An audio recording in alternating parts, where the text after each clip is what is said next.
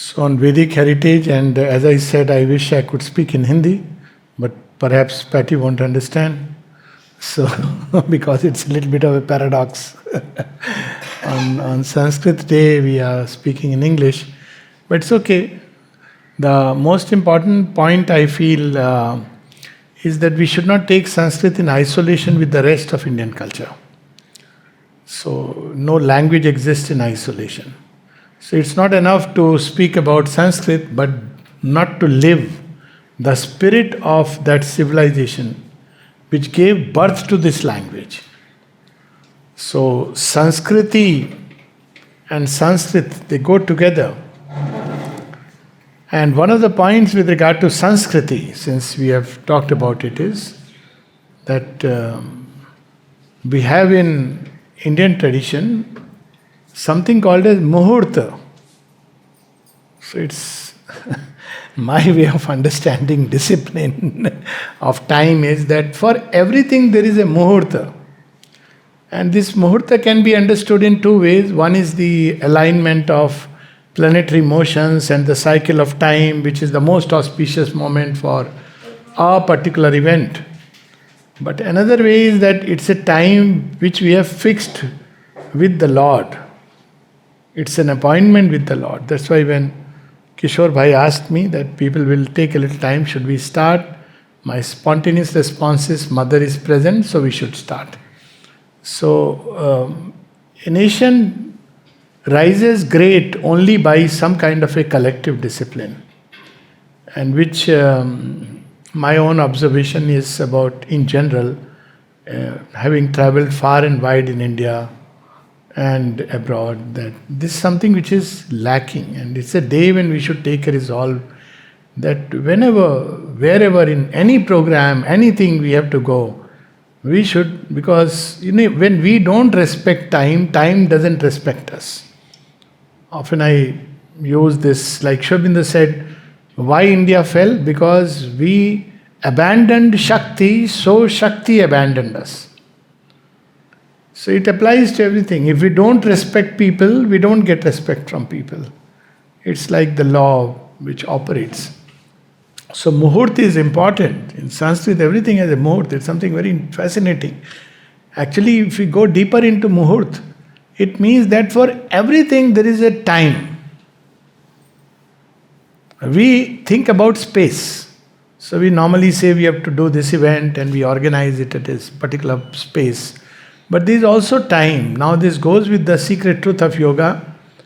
And Sri Aurobindo writes in one line in Savitri, the eternal, he faultlessly fits the time and the circumstance. So events in life take place like that. We do not understand it because we don't understand the play of the divine will with regard to time and space. So we should try to align ourselves to that, the play of divine consciousness in terms of time and place. Because everything starts from time, with the movement of time. So this is one part, and the second thing which I felt is important when I heard about it, that how was a Sanskriti built, how was a civilization built, the Vedic heritage, how was it built? They didn't have the scripture to read. So the Vedic rishis speak of their forefathers, those who have gone before us. It's something very interesting. They speak of the forefathers. And from them we have heard, and then they reproduce it in their consciousness. So while it's interesting, very good that we are at least having some kind of a revival of the Vedic thought, of the Vedic culture, and in different ways at different places programs are being done. But the core of the Vedic heritage, what we inherit within us, is not just a books in Sanskrit which we need to understand by translating into our languages.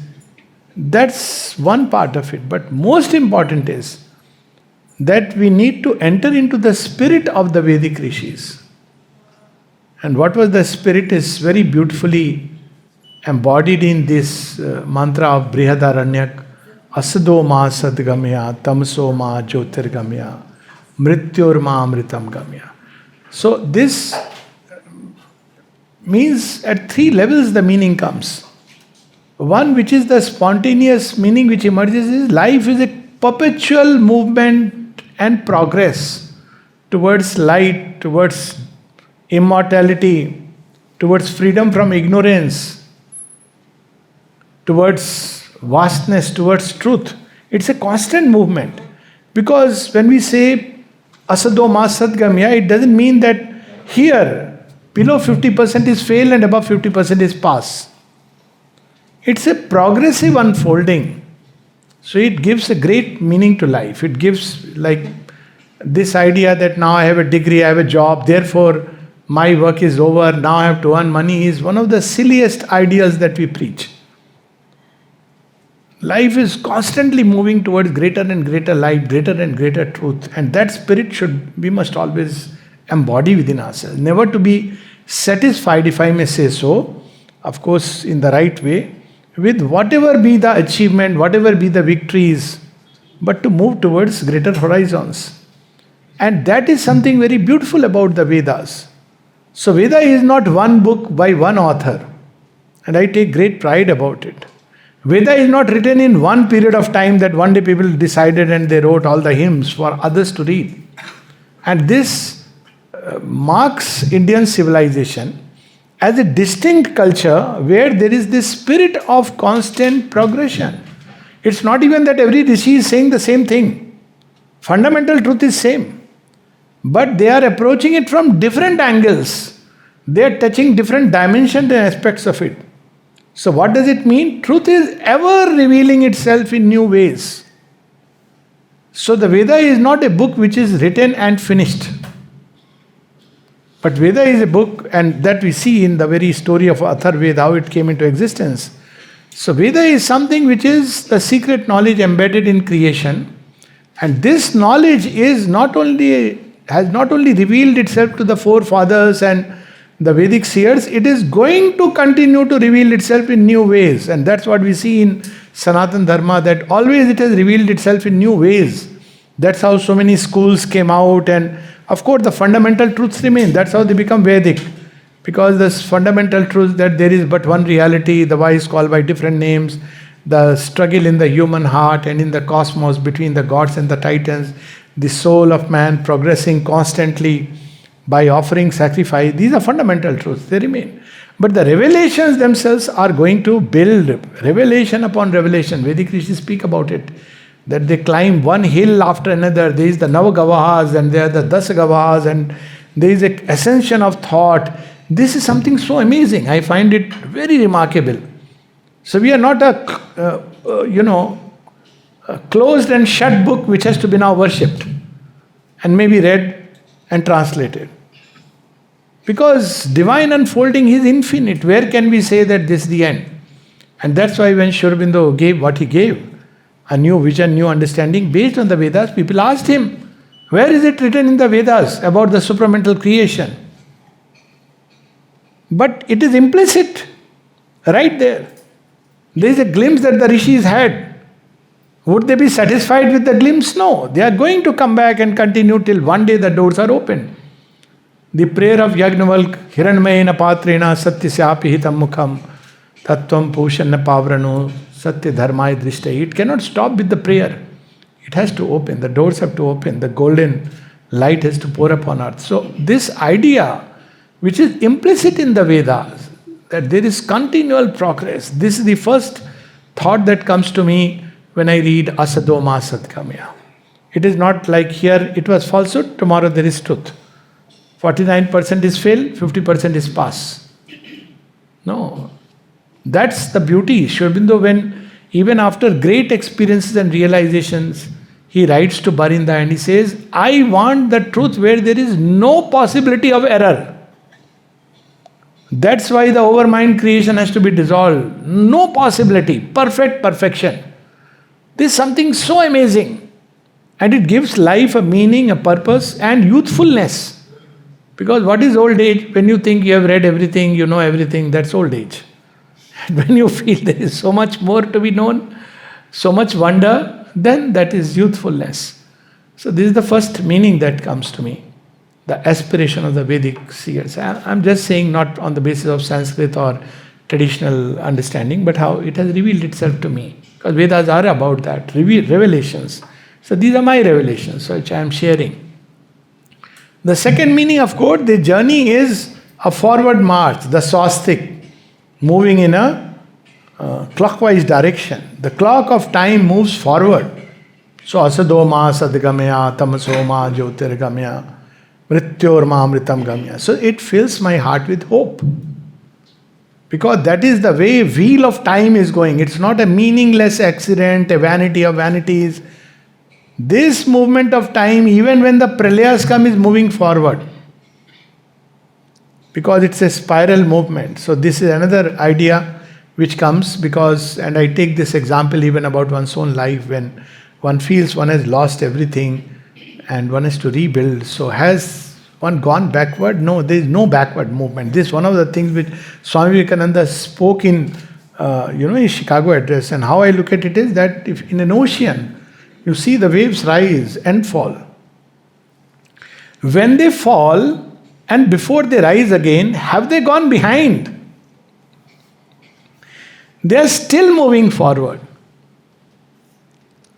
So there is a perpetual forward movement of time. What we call as pralaya is the same, the falling of an entire cycle of creation. But is everything lost? No, everything can never be lost. The essence that one has gathered, the essence of knowledge, that's what Sri Aurobindo reveals, that some of these in previous cycles we have, this cycle we have the Vedas, but there have been other cycles of creation.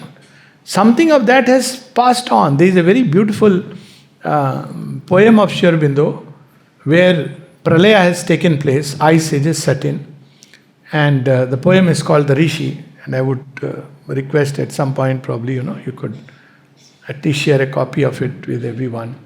So there, Manu, he has, all earth belongs to him. Manu is of course, Manu is the one who governs the human being's evolution in a particular cycle.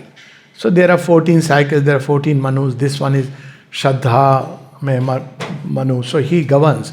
So he goes and he sees everything is gone, Ice Age, but he has survived. He will survive because he is not just a physical being. And so he has to rebuild. It is given to him to rebuild the creation. Now imagine a scenario where all is gone, dead and gone. So what do? So then Manu meets the Rishi of the pole. It almost indicates it's a very fascinating tale. The previous Ice Age, probably the evolution was taking place in the Arctic Circle. And then, how humanity populated all over. So he asked the Rishi that, what should I do? There is nothing. Everything is barren. Ice Age. So we had those stories of doomsday and,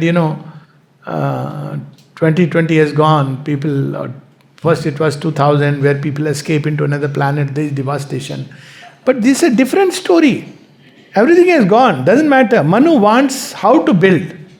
What is the knowledge that I need to build? What is the power that I need? And then the Rishi gives him the knowledge with which you can build everything. So the Vedic knowledge is not a mental knowledge. It's a power. It's a power to rebuild our own life, to rebuild the life of the community, to rebuild the life of a civilization, to rebuild the life of humanity. And that's a very long poem. I wish I could read at least the last page, but it's worth reading at some point of time. Maybe you could share and we could read it. I'll see if at the end I get a moment, I'll like to read that little portion. So this is the second idea that comes from this Asadoma Sadgamya. The third, which I know that strictly being a Sanskrit day, from the Sanskrit point of view, it is debatable, okay? But let me tell you how I look at it. So when we say Asadoma Sadgamya, one is that we are moving from here to there. The other sense is that let me bring out or reveal the truth which is hidden in the garb of falsehood. That truth which is hidden in the garb of falsehood. That immortality which is hidden in the cape of death. that light which is hidden in the cave of darkness. All these things are actually true. Light is hidden in darkness. There is no darkness except the magic of self-hidden light. It is equally true that the immortal within us is hidden, wearing the cape of death, what we call as our mortality. It is also true that all falsehood is a distortion of truth and not a non-existent illusion. So actually when we look at it, one of the work is, because otherwise we use it to escape from life. But the Vedic seers were not escapist. It means that let us discover even in this world of sorrow, tragedy, suffering, falsehood and death, the seeds of immortality, the seeds of truth, the seeds of light, and let's nourish and blossom it. That means we don't have to bring truth from elsewhere, but it is within us. I think one of the most profound secrets which often I share with people who meet and who are in distress, and sometimes they say that just one message or one word. I said one word, one message which can rebuild our life. And I am talking of it as a psychological therapy also, but based on truth, not analysis. That God dwells within your heart. If one remember just this one truth, Sohamasmi, it can rebuild our life. Tattvamasi, not only within my heart, but in everybody's heart. So these are the profound truths on which this Vedic civilization was built. While we read books, while we talk about it, we should remember the great word of Sri Krishna, Shabda Brahmati Vartate. To go beyond the scripture, written or spoken, meaning thereby not to discard the scripture, but to enter into his spirit, enter into that experience which took the shape of sound and words and manifested. So Vedic scriptures are a doorway. All scripture, seen rightly, is a doorway to the truth that gave birth to it.